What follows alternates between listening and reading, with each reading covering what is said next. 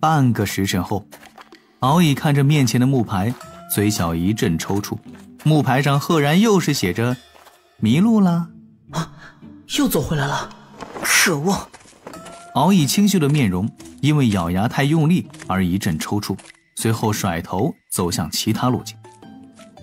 丹房中，李长寿左眼睁开了一条缝隙，这小龙的手中似乎有破阵的法宝，但是一直在外围转圈，阵法之道明显只知皮毛。想了想，李长寿暗中将丹房附近100丈内的阵法撤掉几重，让那些天仙只要仔细一看丹房的位置，就能看到他在此地闭关打坐的情形，如此才更合理一些嘛。又半个时辰后，小琼峰空中，3位天仙面色各异，渡仙门的长老自然是面露微笑，却也笑得不能太过分。元泽老道也面带微笑，只是眉头时而皱一两下。他们都能大概看清楚阵中的情形，看到敖乙如同无头苍蝇一般乱转，元泽老道的心底也有些着急。阵内，敖乙双眼满是血丝，心境已是颇为不稳，提着一把宝剑，握着一只宝珠，在大阵之内快步疾行。九巫在后面不急不慢地飘着，提防着这位敖乙拿灵宝长剑以力破阵。稍后，九巫会直接请师傅出手，把2个人给捞出去，让这龙宫太子认输就是了。长寿失职都不必出关，一切就已经被他给搞定。渐渐的，敖乙呼吸开始急促，但是敖乙此时还算是清醒，心底虽然着急，却并没有做任何出格的举动。闯阵是他答应的，若是闯过去，就算是赢了。此地的阵法也确实都是些反虚境炼气时就可布置的基础阵法，但偏偏我就是走不出，甚至连破阵的阵基阵眼都寻不到。丹教的时候学了那么多阵法原理，龙族在阵法之道方面都这么不堪了吗？不，我龙族还能再站起来。九巫小声道：敖乙太子，要不算我在破阵。您请便啊，请便。九狐顿时笑眯了眼，背着手紧跟在后面，也怕自己跟丢了敖乙。阵外云上，2位少女商量了几声，汉芷轻声道：师父，你也传了我不少阵法的本领，不如我跟柔柔师姐也下去试试吧。这与敖乙师叔的切磋无关，弟子纯粹只是见猎欣喜。元泽老道看向一旁的2位渡仙门长老，2位老道自然是点点头答应。他们也想看看这小琼峰丹房外的连环基础阵到底有多玄妙。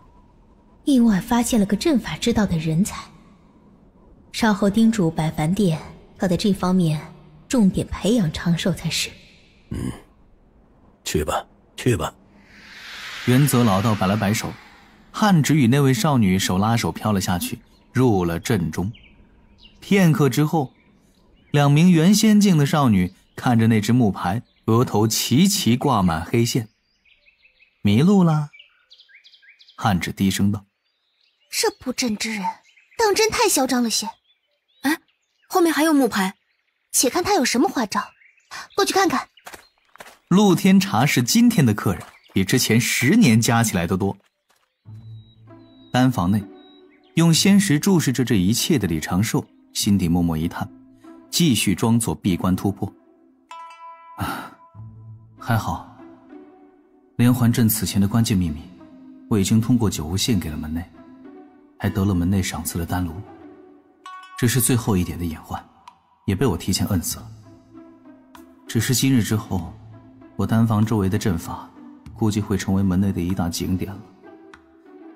真小琼峰保留项目，迷阵困阵大冒险。而且有这次之事，加上此前种种，我这个优秀弟子已经引起了太多的关注了。这当真是让李长寿有些头疼。优秀弟子的人设太单薄，已经撑不住了。这一次就趁机显露出劣质些苗层次的实力吧，不然这种种情形太过反常，反而更难解释。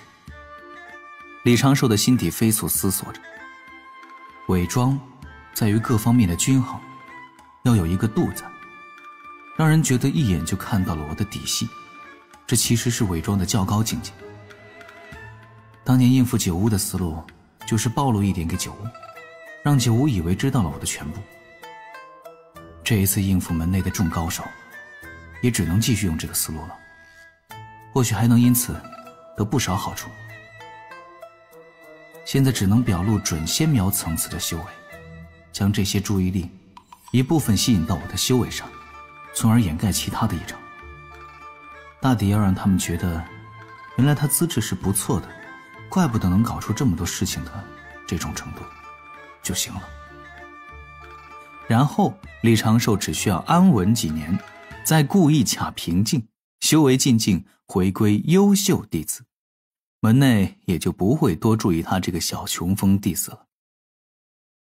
修为底牌露出一点，以后可以补回来，若是其他的底牌暴露了，那就相当麻烦了，以后要加倍小心。我辛苦藏起来的底牌，是为了应对各种危险，为了更好的活下去。在这种情况下暴露一部分，哪怕这一部分再微小，也是亏了。话说回来，当初在海底就应该给这个敖乙灌点失心散，保证只有一点点的剂量。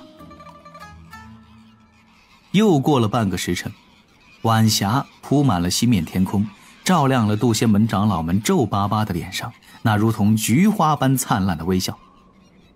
有2位金鳌岛炼气士与3位渡仙门长老到了此地，渡仙门长老的心底一个个的那都把李长寿跟九九夸上天了，也对想出这个办法打发敖乙的九巫颇多赞赏。果然够机灵。一位渡仙门的长老主动给台阶，这里的阵法是我渡仙门弟子李长寿用他钻研多年得来的连环阵布置之法精心设计，由一位真仙境的九九师侄出手布置而成。虽然都是基础阵法，实际上相当于是真仙境才可布置的。敖乙太子与2位仙子闯不过去，实属正常。爸，元泽老道叹了一口气，老道去将他们3个带出来。敖乙师弟这次却是又败了一场啊。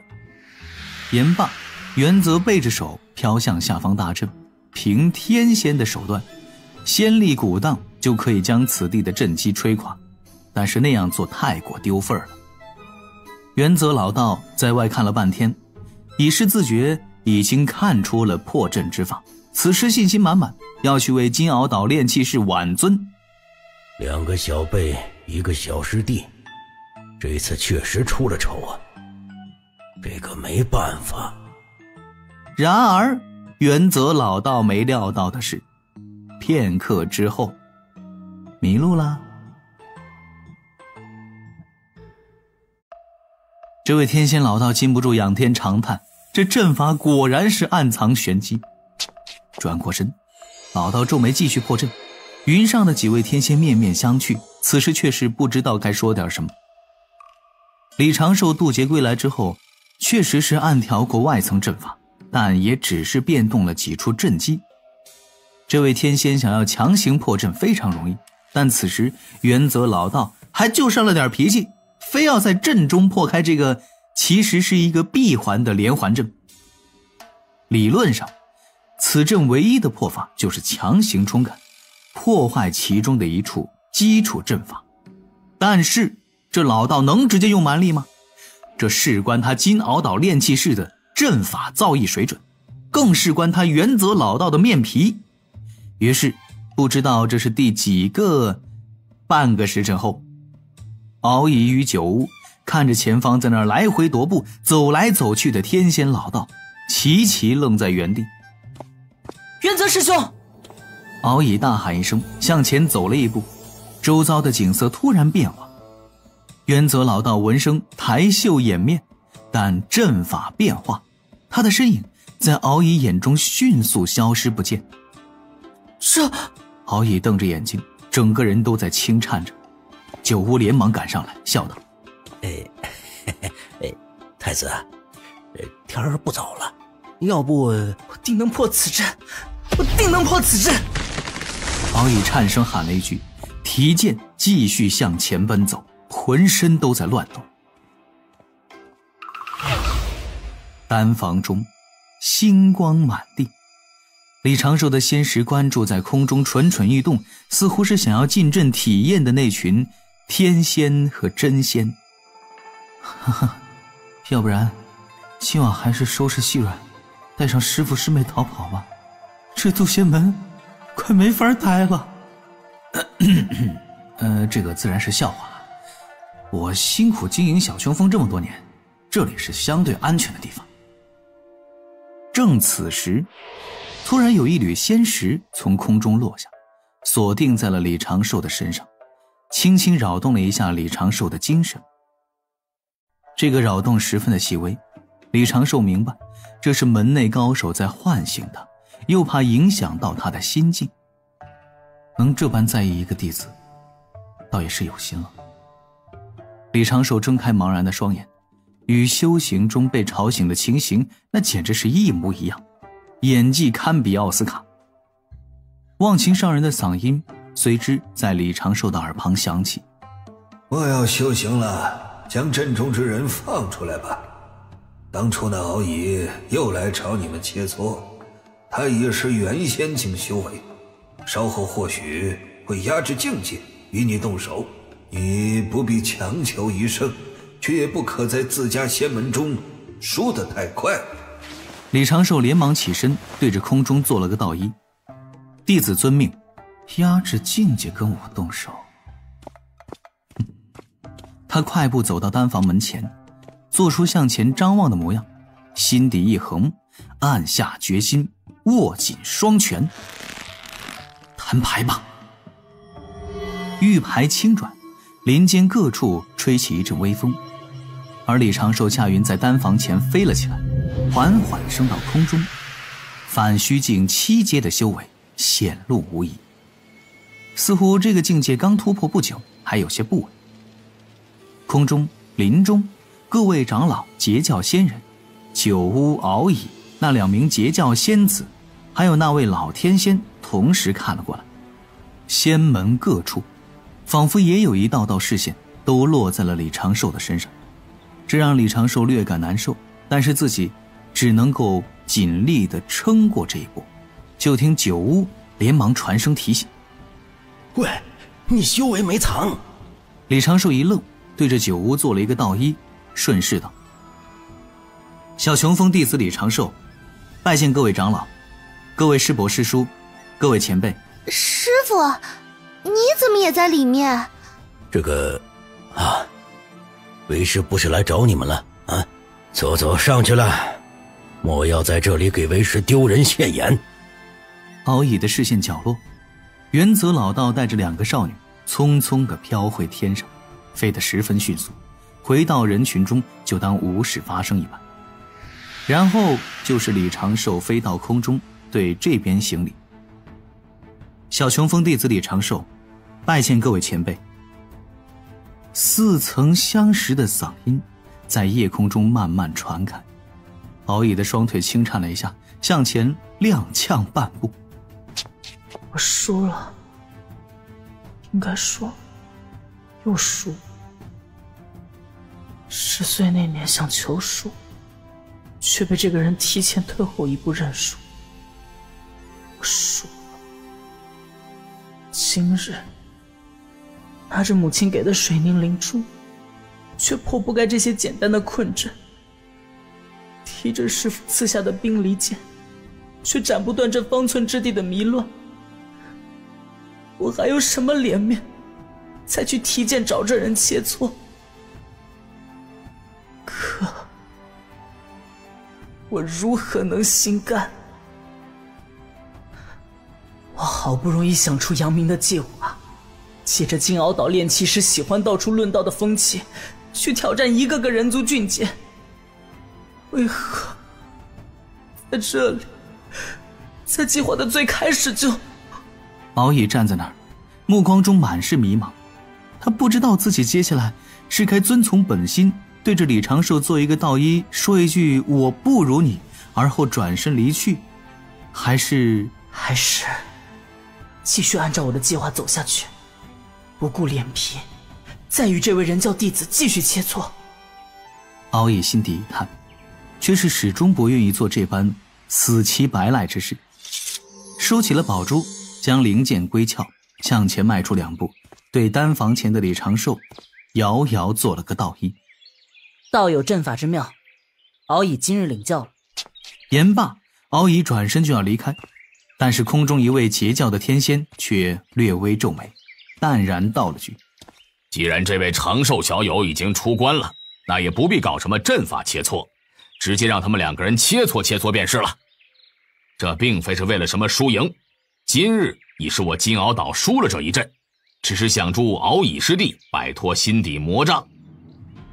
敖乙抬头看去，欲言又止，但是渡仙门的一位长老已经开口：长寿，你可愿与龙宫太子再切磋一场？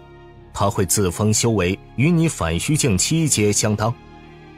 李长寿并未迟疑，对双方的反应也是早有预料。这场切磋是躲不过去的，因阵法面皮之事，双方已经有些较上劲儿了。他低头道：弟子一切听从门内安排。顿时空中那些长老笑得更灿烂。